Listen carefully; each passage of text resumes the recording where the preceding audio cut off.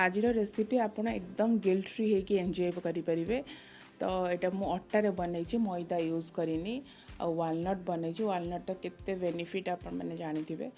आठी मु गुड़ यूज करी चीनी यूज करनी अटा खजूरी आ वालनट आ गुड़ कोको पाउडर यूज करी गोटे टेस्टी हेल्दी माने केक बनई।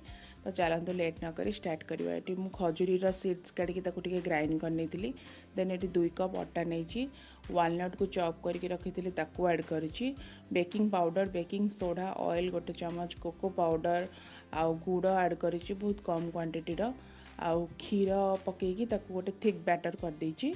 देखु यहाँ गोटे केक टिन को मुझे ट्रांसफर कर देची बेक करने। केक टिन को टिके ऑयल ग्रीस करके सबू तक बैटर को मुझे ट्रांसफर करनेली वालनट रे टिके गार्निश करदेली। मुझे एयर फ्रायर रे 15 मिनट्स 180 डिग्री सेल्सियस रे ताको बेक करिछि। देखो टेस्टी देखा ना देखा जी टेस्टी खाइबा को सेतिकी टेस्टी आउ हेल्दी मध्य। तो समस्त को दियंतु केमती लगिला कमेंट रे।